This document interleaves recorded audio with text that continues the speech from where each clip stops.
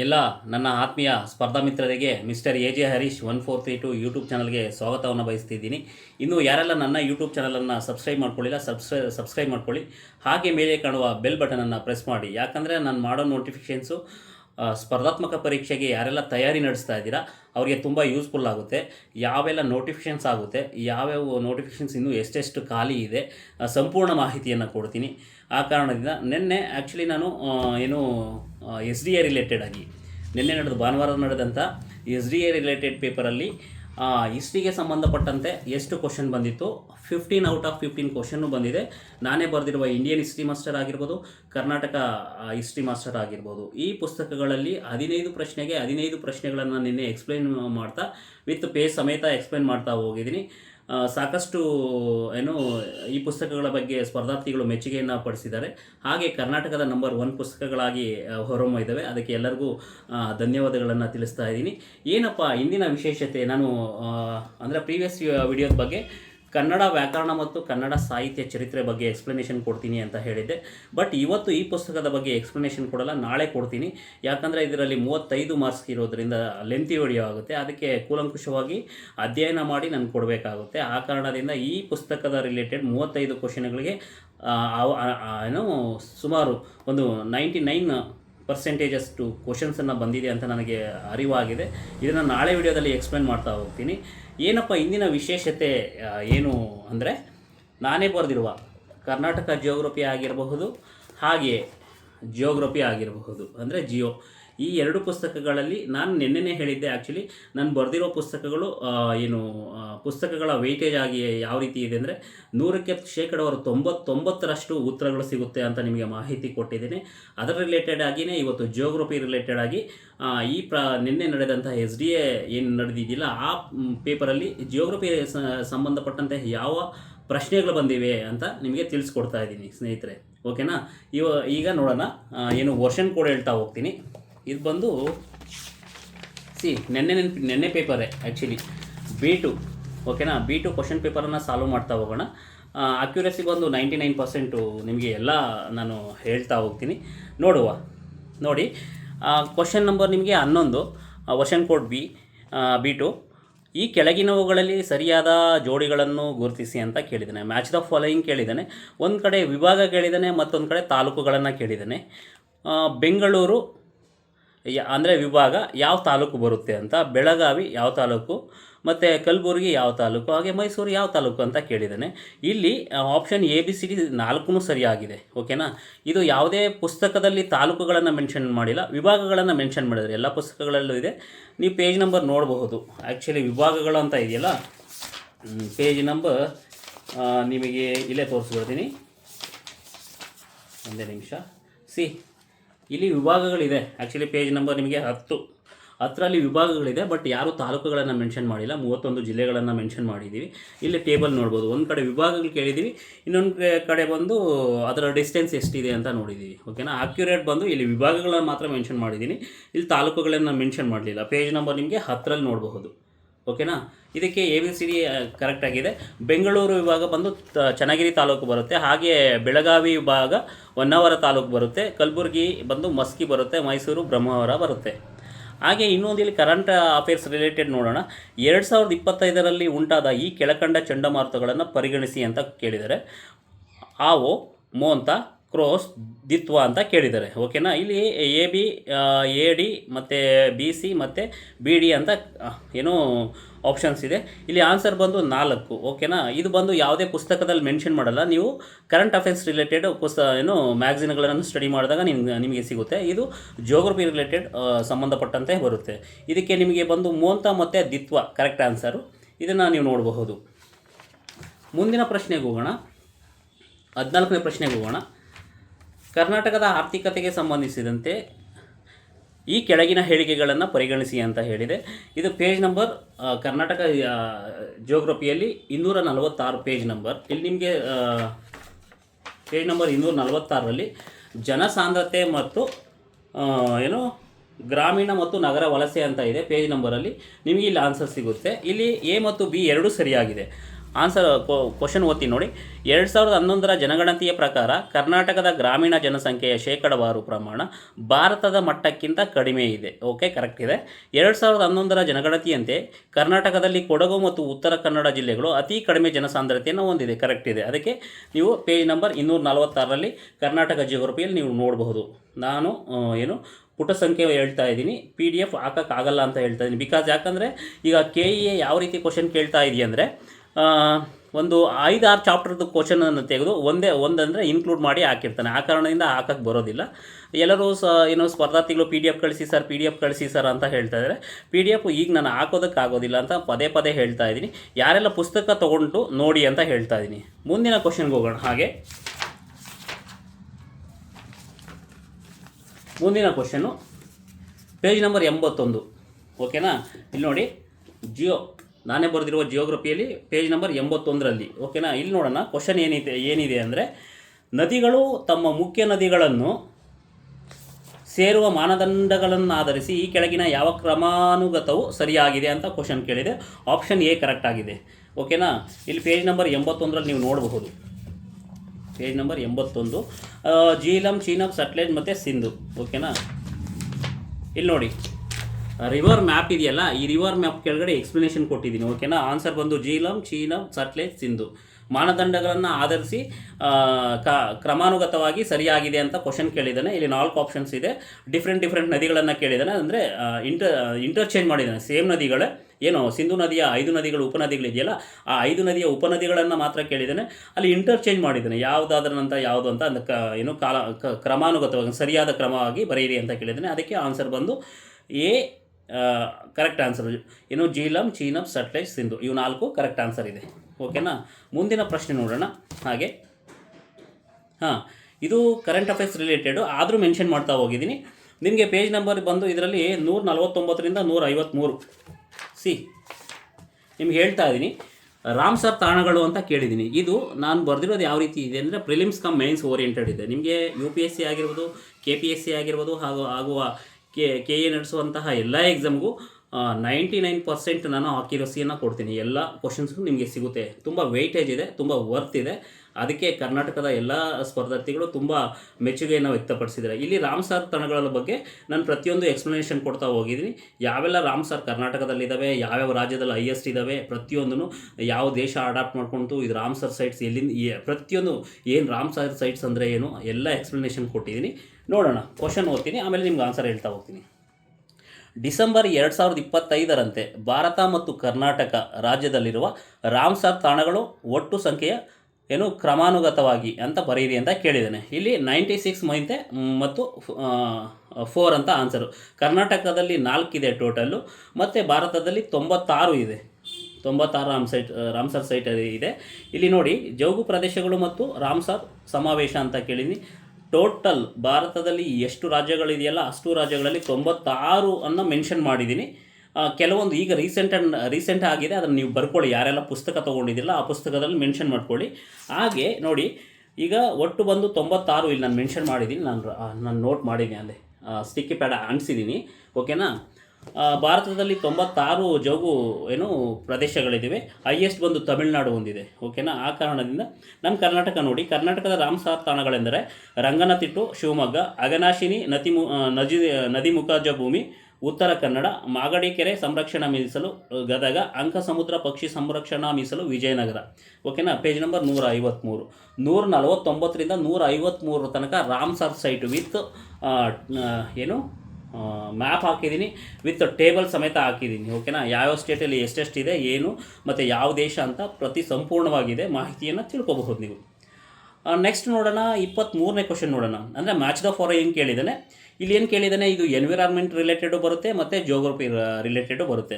ಒಂದು ಕಡೆ ಯಾವ ವರ್ಷ ಮತ್ತು ಯಾವ ಇಯರ್ ಕಾಯ್ದೆಗಳು ಪಾಸ್ ಆಯಿತು ಅಂತ ಇಲ್ಲಿ ಕ್ವಶನ್ ಕೇಳಿದ್ದಾರೆ.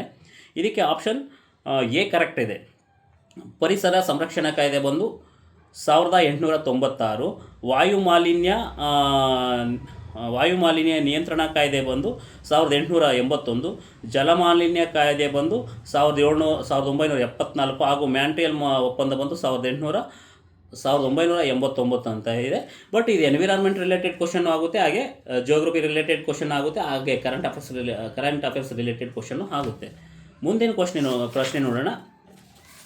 ಇದು ಹಾಗೆ ಎನ್ವಿರಾನ್ಮೆಂಟ್ ರಿಲೇಟೆಡ್ ಕ್ವಶನ್ನು. ಇದನ್ನು ಯಾವುದು ಇಲ್ಲಿ ಇದೆಯಲ್ಲ, ಈ ಕ್ವಶನ್ ನೆಕ್ಸ್ಟ್ ಹೇಳ್ತಾ ಇದ್ದೀನಿ.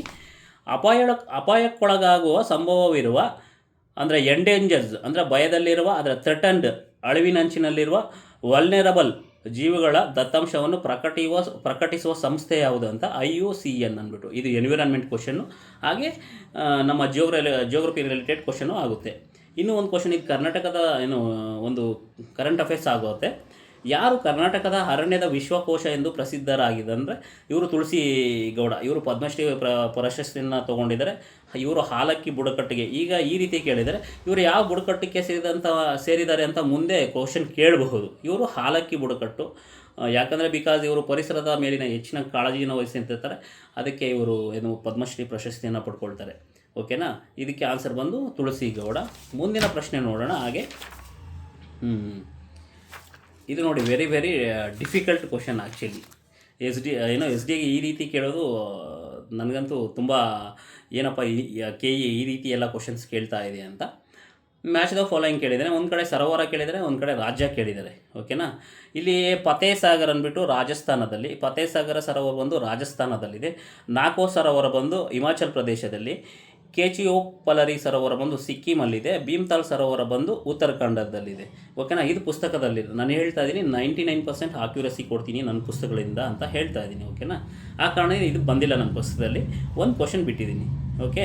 ಸರಿಯಾಗಿ ಜೋಡಣೆಯಾಗಿರುವ ಆಯ್ಕೆಯನ್ನು ಗಮನಿಸಿ ಅಂತ ಕೇಳಿದ್ದೇನೆ. ಏನು ಖಾರಿಫ್ ಮತ್ತು ರಾಬಿ ಮತ್ತು ಝೆಡ್ ಈ ಯಾವ್ಯಾವ ಬೆಳೆಯನ್ನು ಬೆಳೀತಾರೆ ಅಂತ ಇಲ್ಲಿ ಕ್ವಶನ್ ಕೇಳಿದ್ದಾರೆ.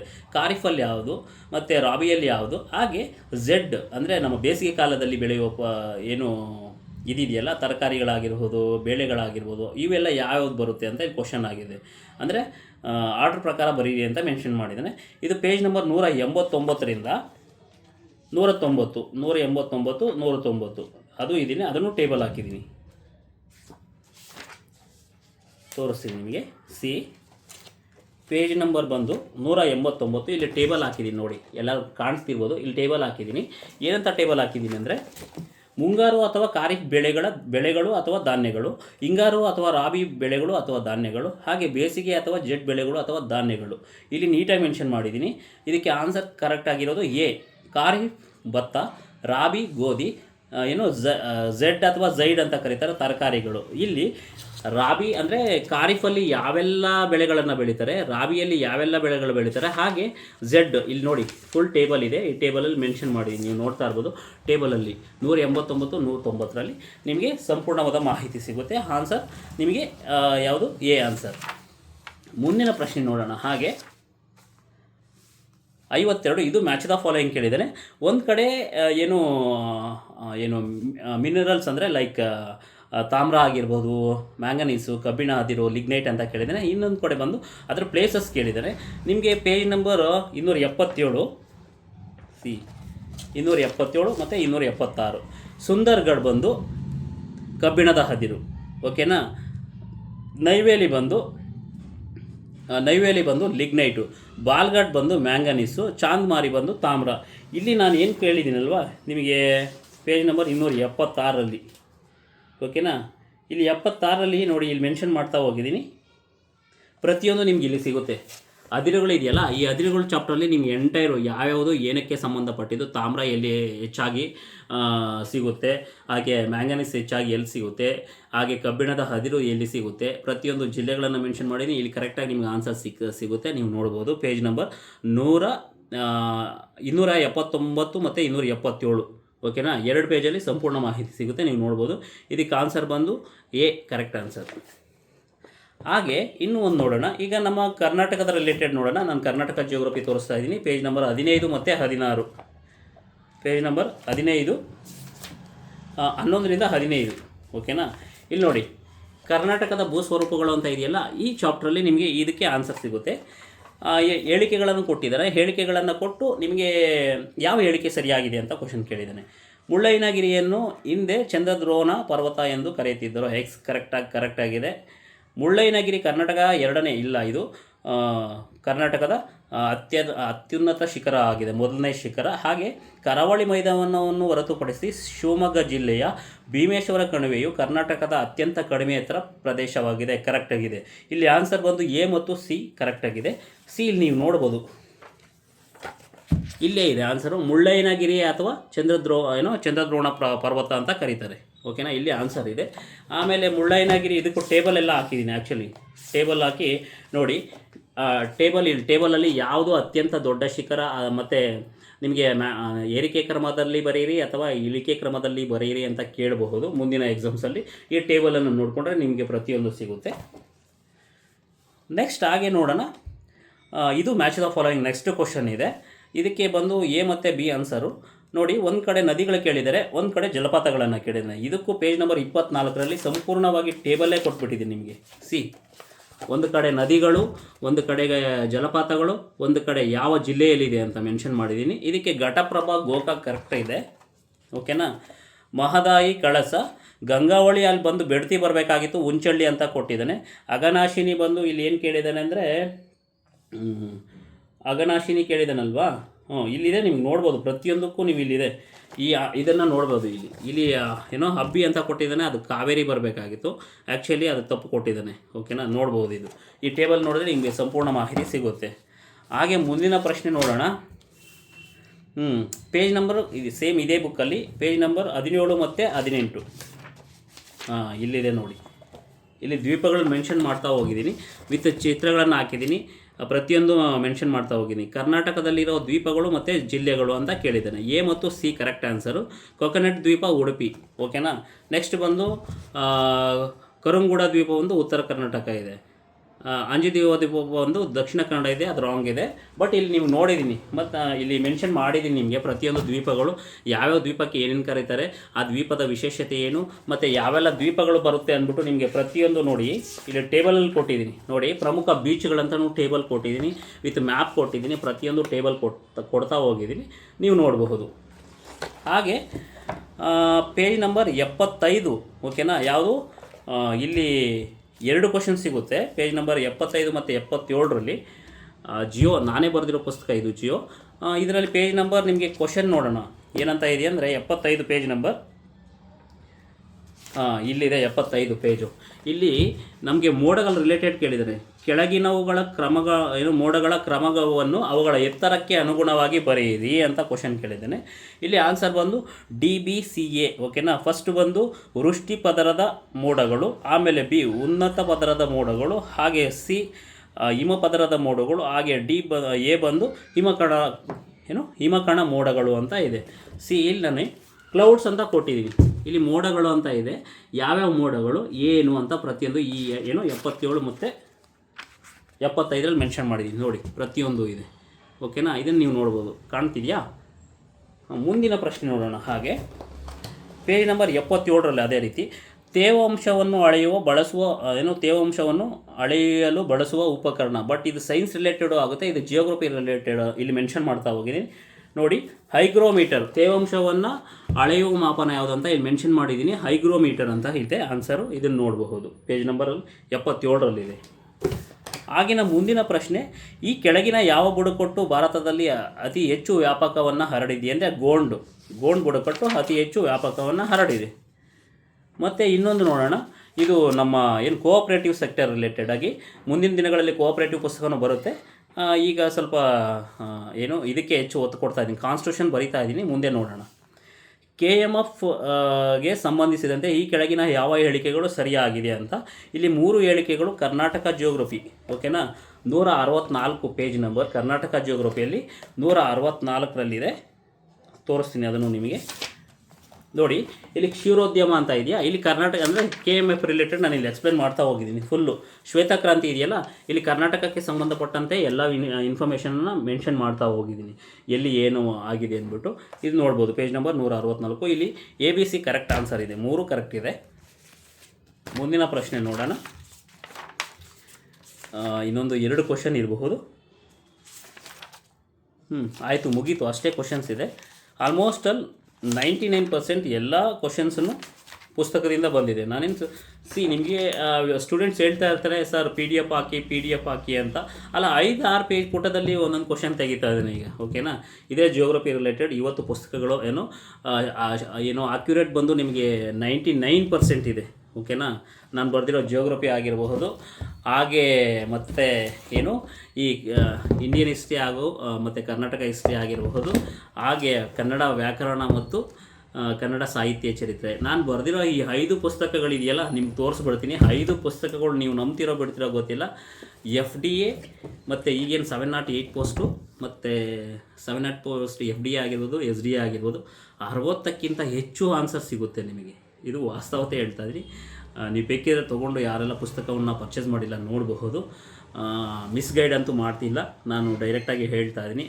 ನೀವು ನೋಡ್ಬೋದು ಈ 5 ಪುಸ್ತಕಗಳು ಯಾವುದು, ಜಿಯೋ ಆಗಿರ್ಬೋದು, ಕರ್ನಾಟಕ ಜಿಯೋಗ್ರಫಿ ಆಗಿರ್ಬೋದು, ಇಂಡಿಯನ್ ಹಿಸ್ಟ್ರಿ ಮಾಸ್ಟರ್, ಹಾಗೆ ಕರ್ನಾಟಕ ಹಿಸ್ಟ್ರಿ ಮಾಸ್ಟರ್, ಹಾಗೆ ಕನ್ನಡ ವ್ಯಾಕರಣ ಮತ್ತು ಸಾಹಿತ್ಯ ಚರಿತ್ರೆ. ಈ 5 ಪುಸ್ತಕದಲ್ಲೂ ನಿಮಗೆ ಯಾವುದೇ ಎಕ್ಸಾಮ್, ಗ್ರೂಪ್ C ಎಕ್ಸಾಮ್ ಆಗಿರಬಹುದು, ಹಾಗೆ UPSC ಆಗಿರಬಹುದು, KPSC ಆಗಿರಬಹುದು, RRB ಮತ್ತು ರೈಲ್ವೆ ಆಗಿರ್ಬೋದು, ಬ್ಯಾಂಕಿಂಗಲ್ಲ ಆಗಿರಬಹುದು, ಎಲ್ಲಿ ಪರ್ಟಿಕ್ಯುಲರ್ ಈ ಸಬ್ಜೆಕ್ಟ್ ರಿಲೇಟೆಡ್ ಕೇಳ್ತಾರಲ್ವ. ಈಗ ಫಾರ್ ಎಕ್ಸಾಂಪಲ್ ನೋಡಿ, ಯಾವುದೇ ಎಕ್ಸಾಮ್ಗೆ 15 ಕ್ವಶನ್ ಹಿಸ್ಟ್ರಿ ಇರುತ್ತೆ, 15 ಕ್ವಶನ್ ಜಿಯೋಗ್ರಫಿ ಇರುತ್ತೆ, 35 ಕ್ವಶನ್ ಬಂದು ಕನ್ನಡ ಇರುತ್ತೆ. ಇನ್ ಕೇಸ್ ಮೊನ್ನೆ FDAದಲ್ಲಿ 20 ಕ್ವಶನ್ ಕೇಳಿದರು, ಮತ್ತು ಜಿಯೋಗ್ರಫಿ ಒಂದು 10 ಕ್ವಶನ್ ಕೇಳಿದರು, 35 ಕ್ವಶನ್. ಅಕ್ಯುರೇಸಿ ಬಂದು ನಾನು ಹೇಳ್ತಾ ಇದ್ದೀನಿ, ಈಗ ಫಾರ್ ಎಕ್ಸಾಂಪಲ್ 70 ಕ್ವಶನ್ಗೆ 60 ಕ್ವಶನ್ ನೀವು ಟ್ಯಾಕಲ್ ಮಾಡಬಹುದು ಈ ಪುಸ್ತಕಗಳನ್ನು ಓದಿದ್ದೆ ಆದರೆ. ಮತ್ತು ಇನ್ನೊಂದು ಏನಪ್ಪ ವಿಶೇಷತೆ ಅಂದರೆ, ನಂದು DSRTC ಪುಸ್ತಕಗಳು ಕವರ್ ಆಗಿದೆ, NCERTC ಪುಸ್ತಕಗಳು ಕವರ್ ಆಗಿದೆ, ಇನ್ನೊಂದು ಮತ್ತು ವಿಕಿಪೀಡಿಯಾ ಕವರ್ ಆಗಿದೆ. ಒಳ್ಳೆಯ ಫೇಮಸ್ ವೆಬ್ಸೈಟಿಂದ UPSC ಮತ್ತು KPSC ಏನೆಲ್ಲ ಚಾಪ್ಟರ್ ಯಾರೆಲ್ಲ ಕವರ್ ಮಾಡಿದರೆ ಮಾಹಿತಿಯನ್ನು ಕಲೆಕ್ಟ್ ಮಾಡಿ ಕ್ರೋಢೀಕರಣಗೊಂಡು ಹಾಕಿದ್ದೀನಿ. ಮತ್ತು ಈ ಕನ್ನಡ ಗ್ರಾಮರ್ ಇದೆಯಲ್ಲ, ಕನ್ನಡ ಗ್ರಾಮರಲ್ಲಿ ನಾನು 6th ಅಪ್ ಟು 10th ತನಕ ಏನು ಪದಗಳ ಅರ್ಥ ಆಗಿರ್ಬೋದು, ಶುದ್ಧ ರೂಪಗಳಾಗಿರಬಹುದು, ತುಂಬ ಸರಳವಾಗಿ ಎಲ್ಲರಿಗೂ ಅರ್ಥಗರ್ಭಿತವಾಗಿ ಅರ್ಥ ಆಗೋ ರೀತಿ ಪುಸ್ತಕವನ್ನು ಮೆನ್ಷನ್ ಮಾಡಿದ್ದೀನಿ.